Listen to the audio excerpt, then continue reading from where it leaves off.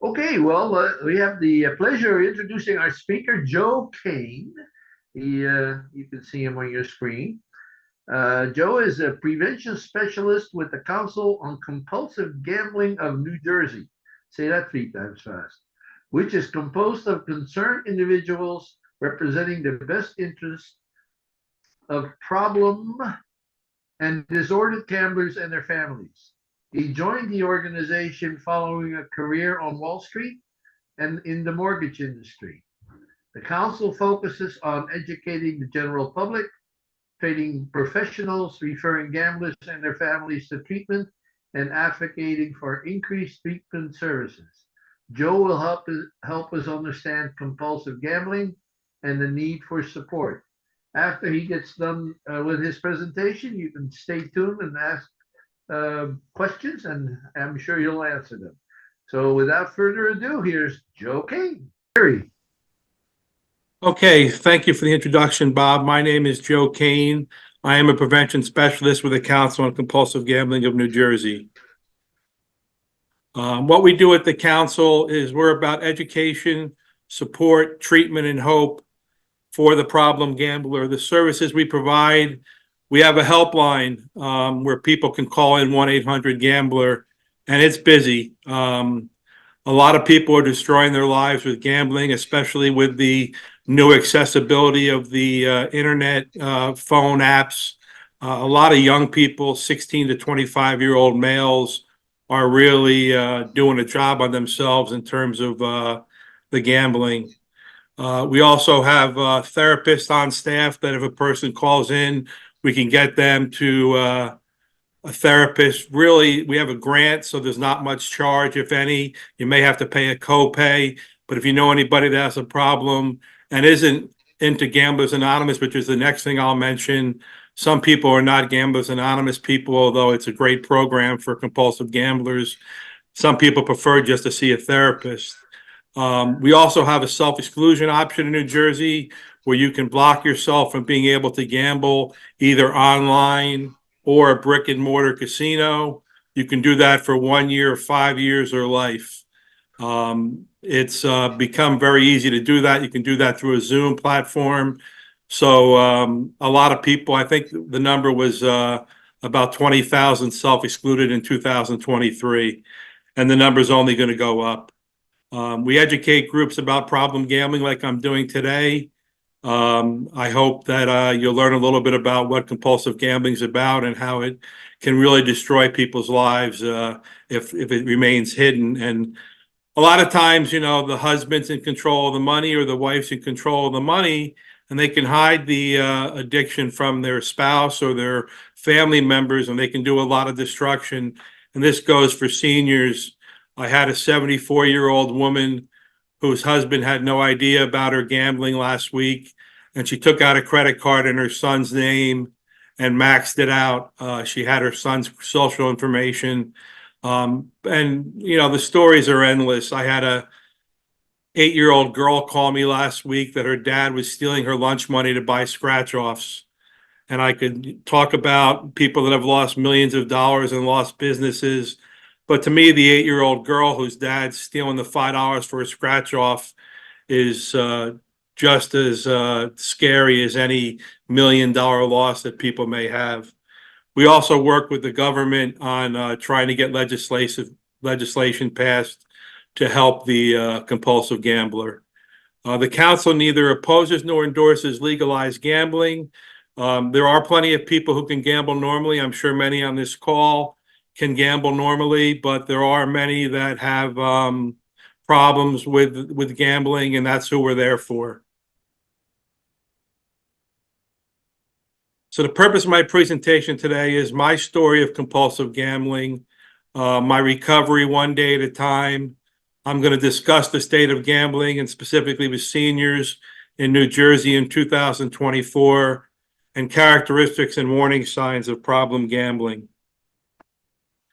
Problem gambling, also known as disordered gambling, is someone who gambles despite continuing negative personal, social, or financial consequences. And here's a few statistics about gambling. 1 out of 10 seniors per UPenn may risk financial problems due to gambling.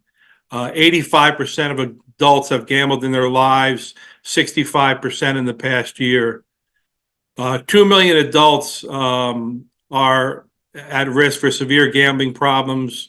Another 4 to 6 million, so we're talking about almost 4% of the population would have mild or moderate gambling problems. That is, they don't meet the full diagnostic criteria. But what I talk about is people that are on the application for New Jersey, the FanDuel, the DraftKings, and it's mostly young people. Some seniors have figured it out and are on there as well. I see people at my 7-Eleven, and I see the seniors punching away on their phone after they load up their card with money. But if you're on the app, I think the chances of you developing a problem are probably close to 18 to 20%. It's really getting to be, it's just too accessible.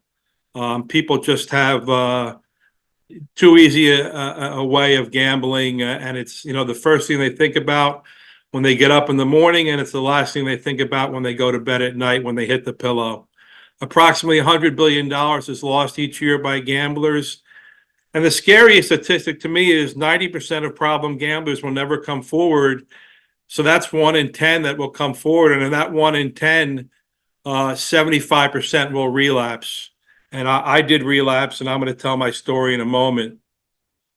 Types of gambling popular with seniors: lottery, scratch-offs, casinos, especially slot machines and video poker, horse racing, sports betting, bingo, poker, and other card games like gin and mahjong, and certainly raffles. I'm sure you guys have plenty of these in your group, and that's okay, because hopefully nobody in this group is a problem gambler.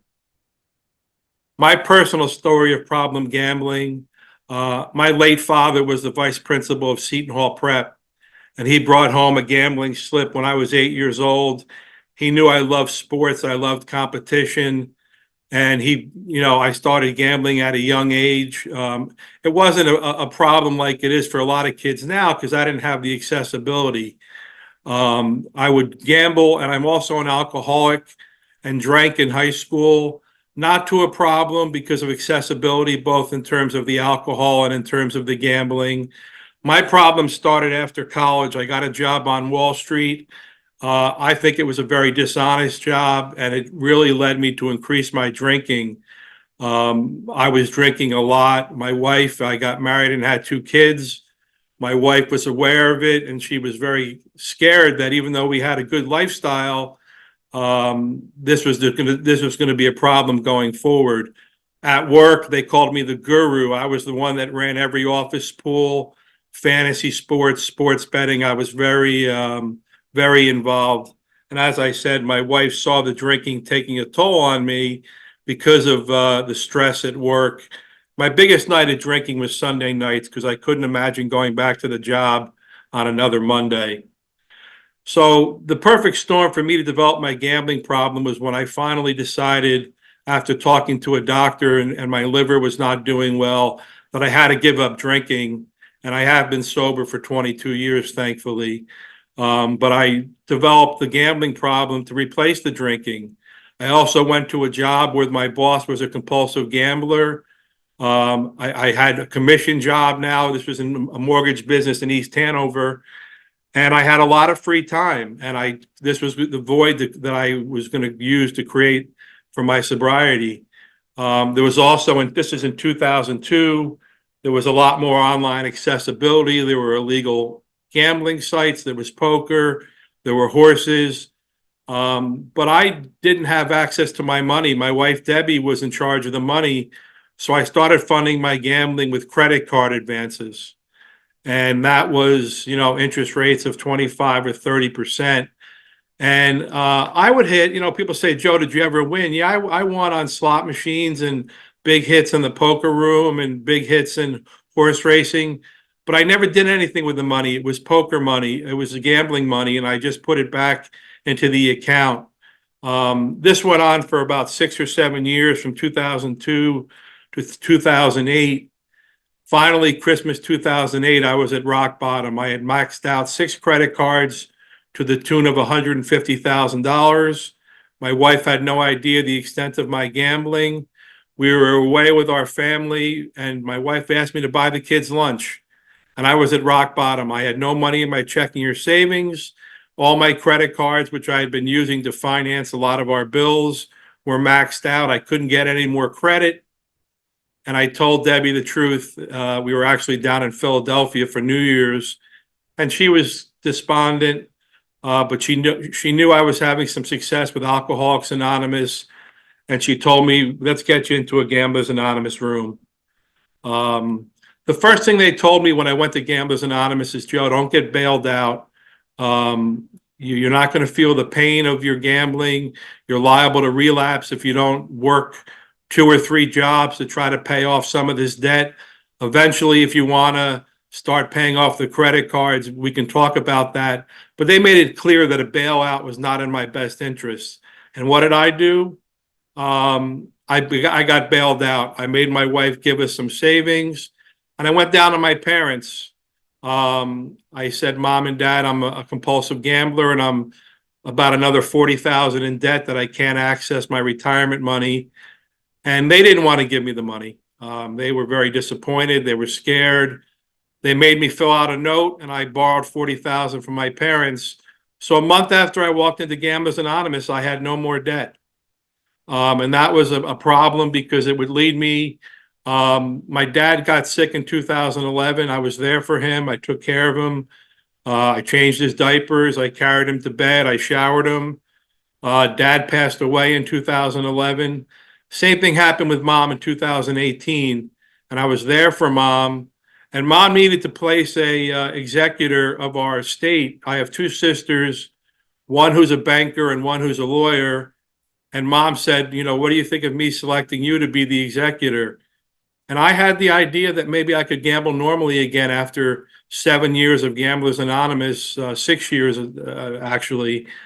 And I told her, "You can make me the executor. I can handle the money." So when Mom did pass away in 2019, I was set up to gamble again. And a lot of that was because I wasn't buying into the Gamblers Anonymous program. I'm a manipulator. I'm a liar when it comes to gambling. I gave my sisters their share of the money, but in March of 2020, when COVID started, I started gambling online. Told my wife the money would be a few months in getting to us because of probate and other words I made up. March of 2020, there wasn't a lot of sports to gamble on. I started gambling on Russian ping pong and Korean baseball. Really, really a sick individual I am when it comes to gambling, and I say that today. I finally got caught by Debbie. I was calling into a virtual GA meeting. It was a hot October evening, and Debbie came out to give me a bottle of water. And it was 2 minutes before the meeting, and I was gambling on a slot machine. And Debbie saw me gambling, and I thought at that point my marriage was going to be over. This was October 28th, 2020. We didn't talk for a few days, and Debbie said, "Joe, I don't want to leave you. I don't know what to do with you. You have to tell me, what can we do?" And we made a plan. I told her I was a liar and I could never be trusted with money. I don't carry $2 in my wallet. The only thing I carry is occasionally a gas card, which Debbie can follow to see to make sure I'm using it for gas. I can't use it for anything else. I told my children who were in their 20s about my gambling. And I got a sponsor in Gamblers Anonymous. I may have another relapse in me. My wife does not have another relapse in her. If I go back to gambling or drinking, I think I will lose my family.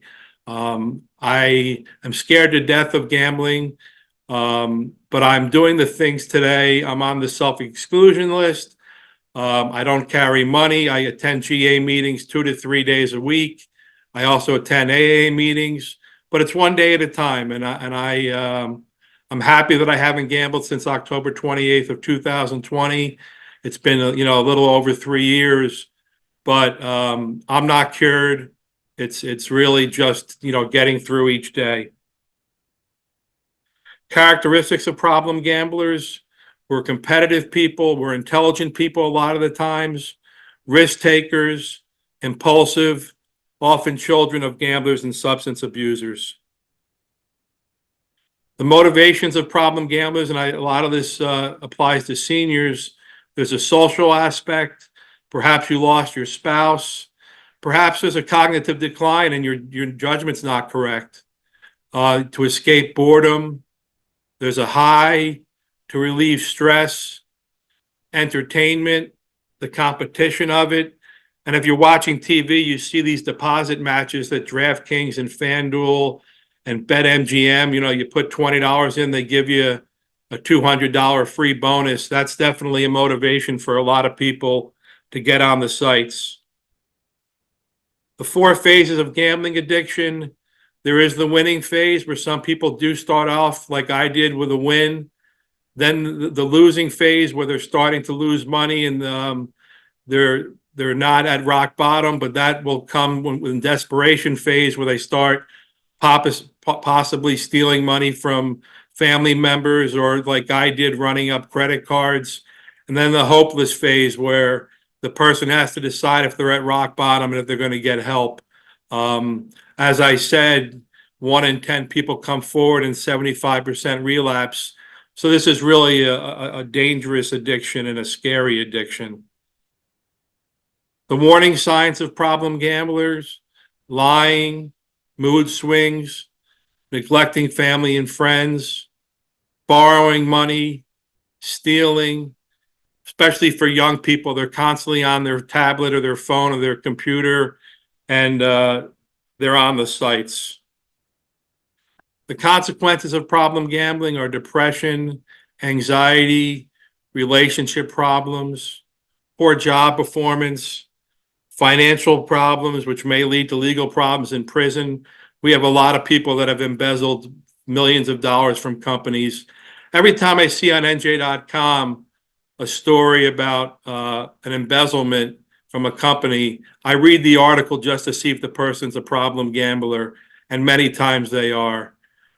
People don't take care of themselves physically, and certainly suicidal ideation and possible attempts are very common with compulsive gamblers. What I would say to you is, if you are a gambler, please ask yourself, do I have a problem? Set money and time limits. Don't be secretive about the extent of your gambling. Treat the cost as recreation. Don't borrow, and certainly don't play when you're drinking, or I don't think drugs are if you are on, Xanax or some other drugs, do not play while you're on drugs and drinking. The 4 steps of gambling recovery, which is something I just added to the presentation. Basically, the 4 R's: relabel, reattribute, refocus, and revalue. Relabel is recognizing the urge to gamble, realizing it is a symptom of gambling addiction, which is a treatable medical condition. It is not a valid feeling that deserves attention. Reattribute, stop blaming and try to understand that the urge to gamble is physically caused in your brain. You are separate from the addiction, but not a bystander. With practice, you can learn this. Refocus, when the urge to gamble strikes, shift attention to something more positive. Do something even if the compulsion to gamble is bothersome. And then revalue. Over time, learn to revalue the flawed thoughts about gambling. Instead of taking them at face value, realize they have no inherent value or power. They're just waste from the brain. But I like those 4 steps because I think they really capture the compulsive gambler. So recap of the help available. If you know anybody, if you have a grandson, if you have a sister, it really can affect anybody. And if you see your grandson or granddaughter constantly on the phone, you may want to ask, are they gambling? But we have the self-exclusion feature in New Jersey, which is a very easy phone call to the Department of Gaming or an email, and you can do it online. Gamblers Anonymous meetings are very helpful. Therapists. And also there's other sites that have Zoom meetings, recovery websites that you can, if you don't want to go to a Gamblers Anonymous meetings, there's recovery meetings that are Zoom based that a lot of people are getting into now. So please give me a call at 1-800-GAMBLER. I answer the phone a lot. We provide support, treatment, and hope. The phone is operated 24 hours a day, 7 days a week. I hope you enjoyed my presentation. I'm certainly up for any questions. Nothing is off limits. And I appreciate you guys coming out today on this snowy day to sign into this Zoom, but it's a pleasure speaking with you. All right, thank you, Joe. If anyone has any questions, please unmute yourself now and start saying something. Your picture will pop up and I can recognize you. So let's see who's first. Anyone? John? Go ahead. John Tomaszewski. I've got you talk about a self-exclusion list, but you didn't mention exactly what it does or how it works. And the other thing is, if you think someone in like your family or something is a gambler, it sounds to me like approaching them isn't actually the best way to go about it. It kind of reminds me of people who have problems usually won't talk about it. What kind of suggestion would you have for that? Yeah, that's a good point. Because unfortunately, compulsive gamblers are manipulators and liars. An honest discussion. I think there's a problem. If a person is not ready to stop gambling, they're not going to stop gambling, John. But for me, when I talk to compulsive gamblers, I just tell them there's two things they can't do today. They can't lie and they have to not gamble. So coming from a place of love and just caring about the person is the best way to approach it. And do people stop? A lot of them don't. No, it takes them getting to that rock bottom, whether that's an emotional or financial place. In terms of the self-exclusion, basically you talk to the Department of Gaming and you decide whether you want to block yourself for 1 year, 5 years, or life from online gambling, so you cannot access any online application on your phone, or brick and mortar casinos, or both. So you can block yourself from going to Atlantic City. You can block yourself from access to DraftKings or FanDuel on your phone. I am blocked for 5 years, but I am in the process of blocking myself for life. I'm 3 years into my 5-year exclusion, and it's important for me to be blocked for life because obviously, I could gamble. I could go to Pennsylvania and then I could block myself in PA. I could go to New York. I could do an offshore. If I want to gamble, I can gamble. But this is a good roadblock, the self-exclusion, along with the other methodologies we have to help the compulsive gambler. So what you're saying is if you block yourself from, let's say, FanDuel or something, they have to block you. Is that the way it works? Yep. If I try to log in, John, to FanDuel with my create my account or use my old account, it will immediately say you are blocked and you do not have allowed access to this site. Thank you. Okay. DJ Ferrone, you got a question? You have yourself unmuted. Yeah. Yes. Yes. Can you hear me? Yep. We can hear you, DJ. Well, thank you, John. This was really amazing. I had no idea of what this involved. I have two questions, if you don't mind. One is the hereditary aspect of gambling. We know that alcoholism is a very heavily hereditary form of gambling, so can you talk about that and what's the risk for you have children? What are the risks? Are they aware? Are they precautions? Excellent question. I attend hundreds of Gamblers Anonymous meetings. I don't want to put a percentage on it, but I would guess that 30 to 40% of people in the program have parents, fathers that were gamblers, not necessarily compulsive gamblers, but a large majority of the parents were, problem gamblers. We have so many people in rooms that's learned to gamble from their father or mother. So is the hereditary aspect as strong as alcoholism? I'm not sure. I wouldn't have that statistic, but it's an excellent point that, in my slideshow, I did mention that you're the children of problem gamblers and substance abusers. is very common. A lot of people in the program, their fathers or mothers or grandparents, were buried as compulsive gamblers and never got in the program. And they, decided to turn their lives around, the children of these people. But it's definitely very common, the hereditary aspect of it, yes. I see. I see. And if I may ask you another question, have you seen many people gambling on Wall Street, trading, over trading, buying and selling options? Absolutely. Yeah. So would you say that options is a form of gambling? Absolutely. We have people in GA that are stock traders, and I should mention it. I don't mention it so much in my senior presentation, but in my younger and my regular adult presentation, I talk about the stock market. A lot of risk trading, a lot of options trading, a lot of financial investments in Peruvian oil fields, and people trying to make a quick buck.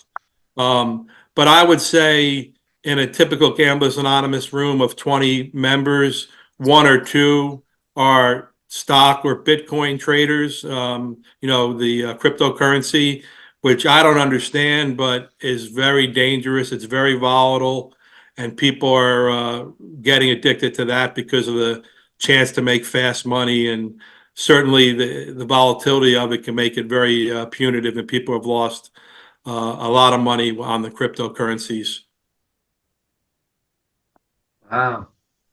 Anyone else has a question? Unmute yourself so I can recognize you. Bill Tittle is next. Bill, Okay. go ahead, Bill Tittle.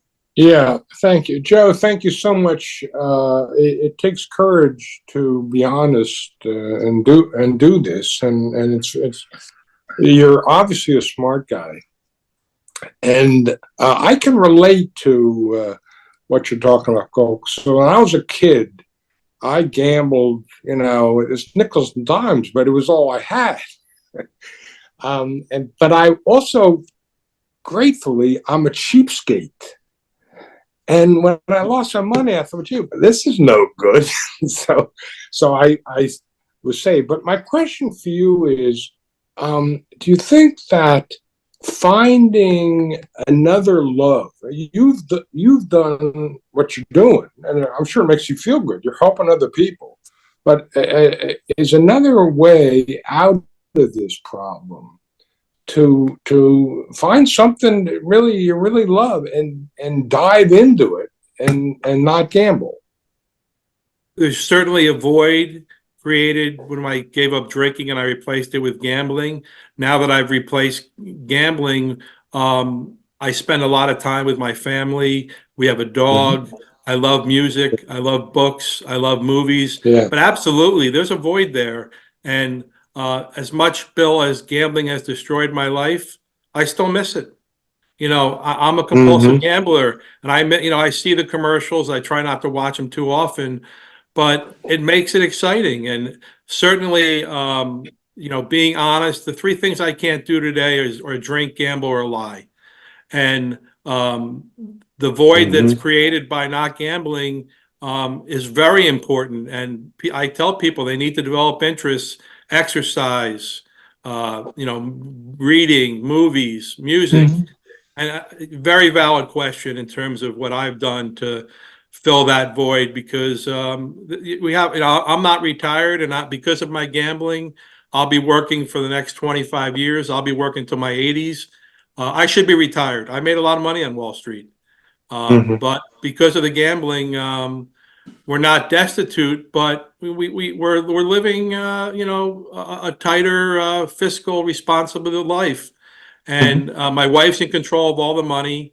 And if I wanted to gamble, I could. But like you said, having the activities to fill the void is a big help. All right. Anyone else? Unmute yourself so I can recognize you.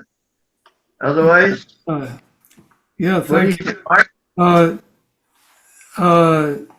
Joe, you've given it to us straight. It was a bit shocking, but I'm so glad that you're able to tell us all this.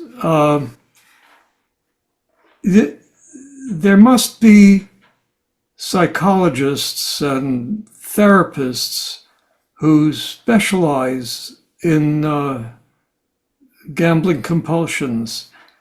And I'm sure that your organization is in touch with some of them.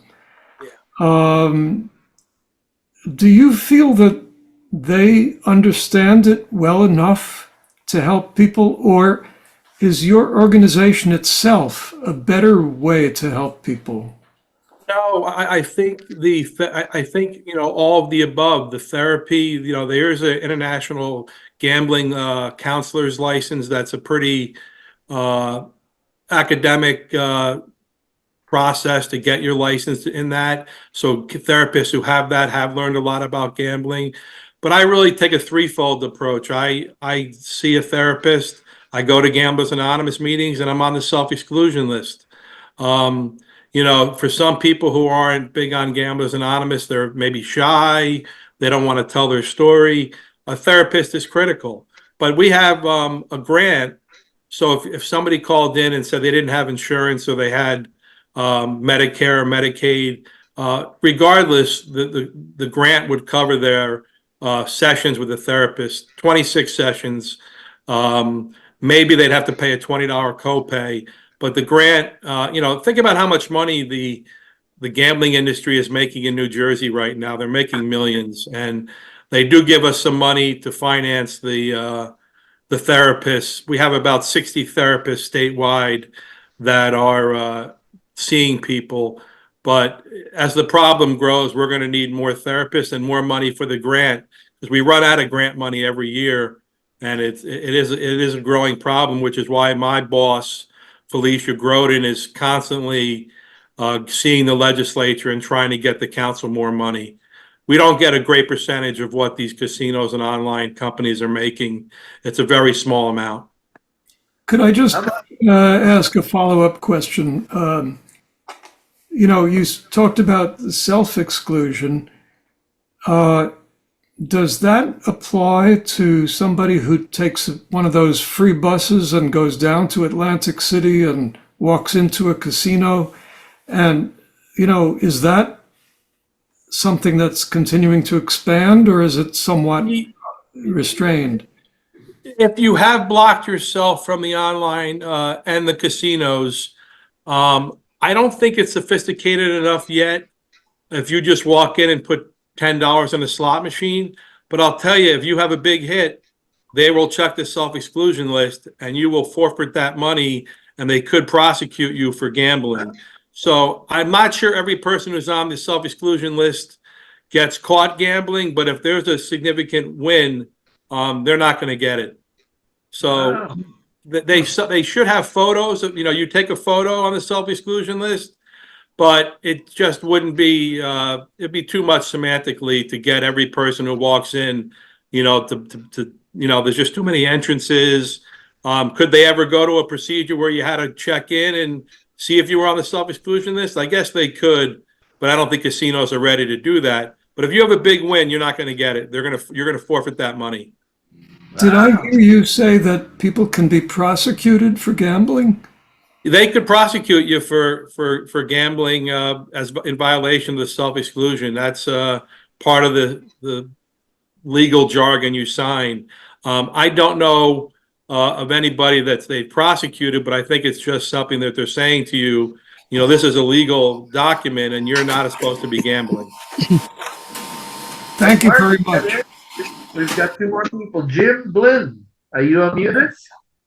Go ahead. Joe, thank you so much for your bearing your soul to us.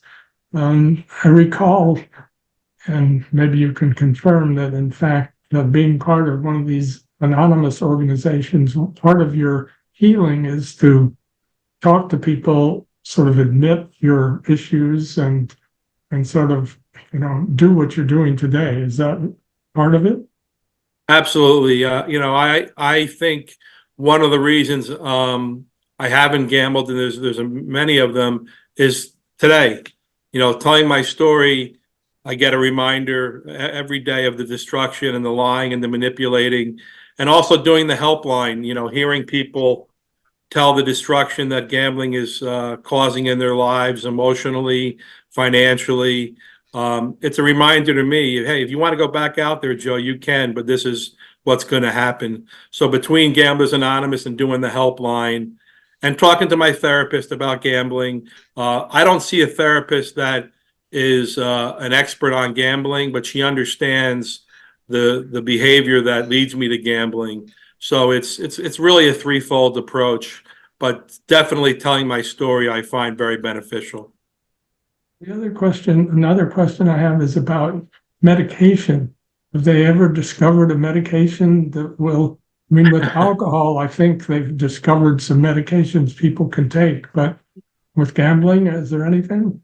Well, full disclosure, I have obsessive compulsive disorder, which is a very tough illness that kind of has ebbs and flows. I'll have a year or two of peace, and then I'll get into the throes of the OCD, repetitive thoughts, intrusive thoughts. One of the and I do take medication for anxiety and for the OCD. One of the medications is the opposite. The medication is Abilify, and that has shown to lead people to want to gamble.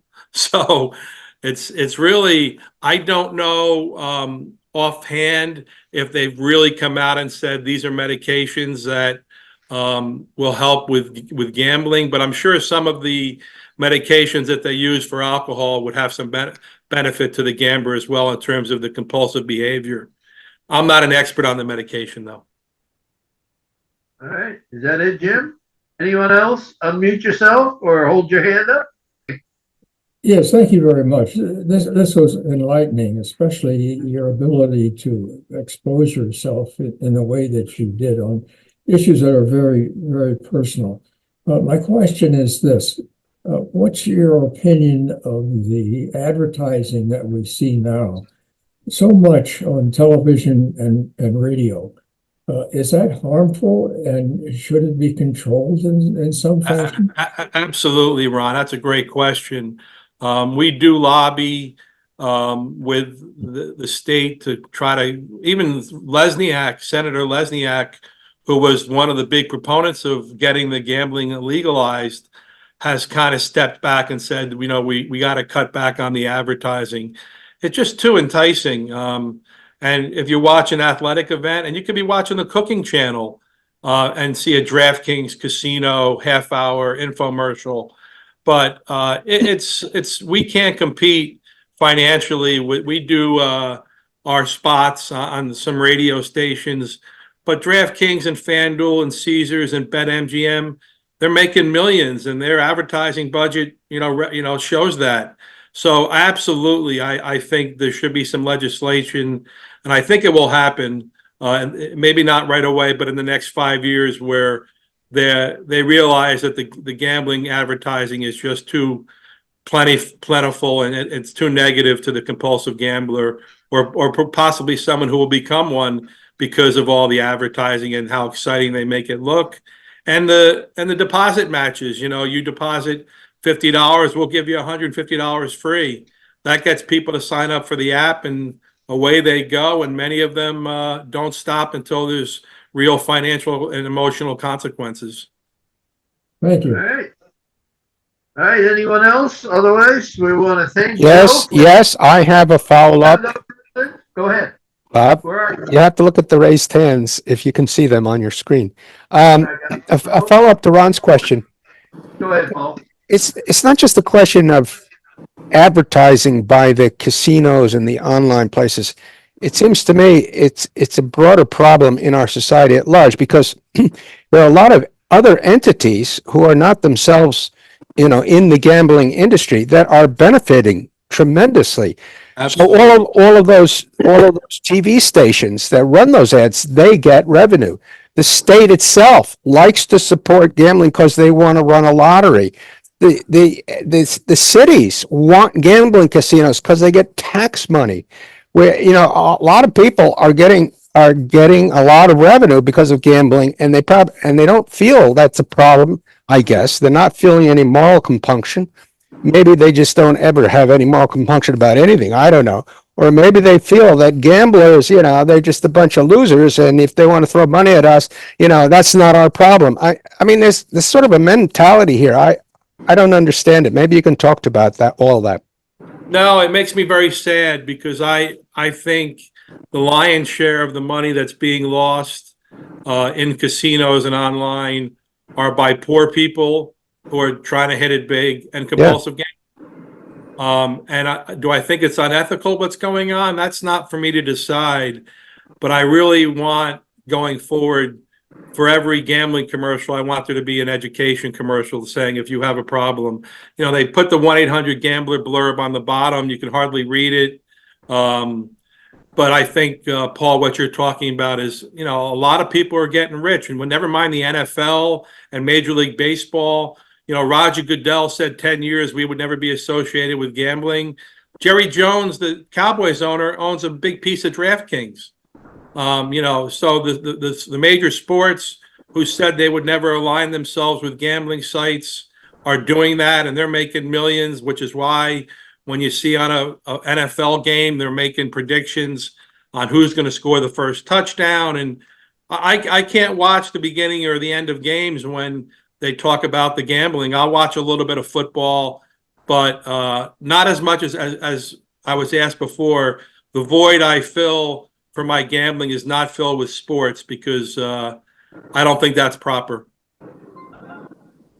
Okay, we got Ed Etkin next. Ed, go ahead. Okay.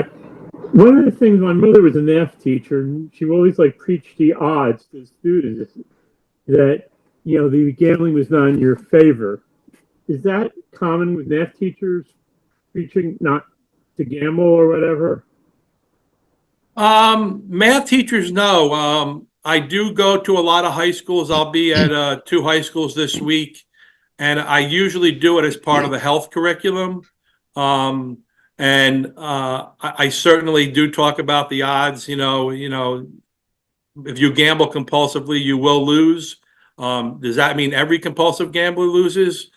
Eventually, because there's not enough winning to make even the smallest dream come true, and they're just going to keep gambling the money until they get bigger and bigger hits, and eventually they'll give all the money back. But that's interesting that a math teacher would. I think that's responsible to talk about the odds with the kids, because a lot of these kids at the high schools. I was at Seton Hall Prep, where I told you my dad was vice principal, and I was talking to the juniors and seniors, which was about 450 kids. And when I asked them about a certain app, which is an illegal app called Fliff, that you can access without giving your social and you can play for real money, about 2/3 of the kids in the junior and senior class said they were on Fliff, which was shocking to me because I had just learned about the website the week before. That's not the case at every school, but I guess if an app gets popular at a school, it kind of runs wild and other kids sign on. But the 16 to 25-year-old male is really the crisis group that I see needing the most help, because they don't have the emotional or the financial responsibilities, a lot of bailouts from mom and dad. It really needs to be nipped in the bud in terms of education. The statistics aren't good in terms of recovery. We need to work on that.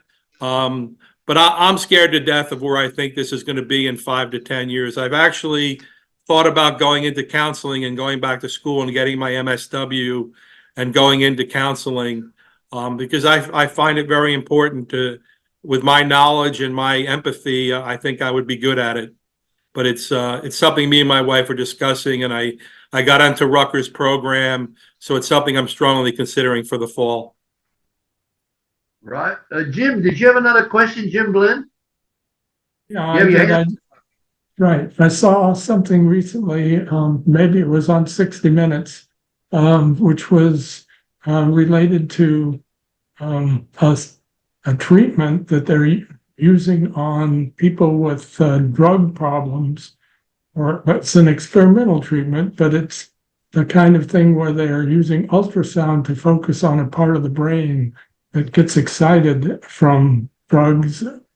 And so I'm thinking, well, are there other kinds of things in the offs, like CRISPR, for example, if there's gene editing that can be done to help people with gambling problems? Yeah, And then, no, that's so what do you- way over my head. You sound like a very bright man, but I hope that those things are developed because there is certainly a physical brain, the dopamine and whatever we can do to help. If that's another facet of the recovery is some type of electroshock of, maybe very mild, but I'm sure they're exploring that now, and that may come out in the next few years. I hope it does. How about Roger Burns? Yes, Joe, thank you. Last night when I received Paul Tukey's memo about today's meeting and the topic, I forwarded it to my daughter, who's a licensed behavioral health counselor. And I asked her a question. I said, help me understand. People can overcome smoking and drinking. Is there something about gambling that is different or whatever? And I was surprised. I was really impressed with her. I didn't know that she knew all of this, but she came back and she said that it's no different than shopping or many things like this. There's a desire. She called it the high before the high. Yep. Instead, your body gets this high that makes you desire to do what this is that you're doing because you've done it before, and it gives you a second high. Like you go and you shop for things that you really can't afford, but you feel great. You get home, maybe put them in the closet, never wear them, but you still get the bill later on. And I just, it touched on a few things that other people have said here this morning about is there a cure, is there a drug, is there whatever. But I guess counseling, I was glad to hear you say that is helpful. Yeah, I think shopping and eating and drinking and drugs and gambling, at their core, there's a very similar, for me, it was never about winning. It was only about the action. If I won, it was a nice result. But as long as I had money in my account the next day, if I lost, I knew I'd win the next day, which obviously was a fallacy. But people gamble to gamble. They don't necessarily gamble to win. Oh, thank you. All right, any hand? Mark, go ahead, Mark. Yeah, thanks. Joe, I think if you become a therapist, you would be great. I mean, I can't say this enough. I just think you would be wonderful as a therapist. But I want to ask you if, to your knowledge, are women different from men? Women who gamble, is there something different for a woman than for a man? I think the types of gambling that women do, they're not as big a sports bettor.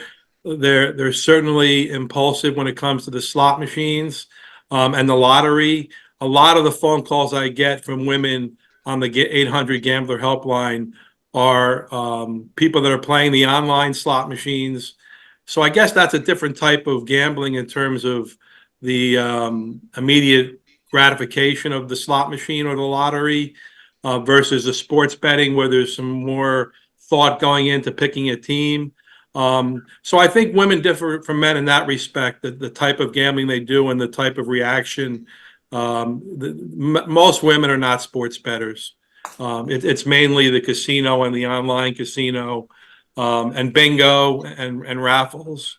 I'm sure you guys have raffles and people love that, both men and women. But I'm starting to see more and more women call in with the online of any age, 30-year-old, 70-year-old women with the online gambling, the casino, and especially the slot machine seems to be their drug of choice, if you want to call the gambling a drug.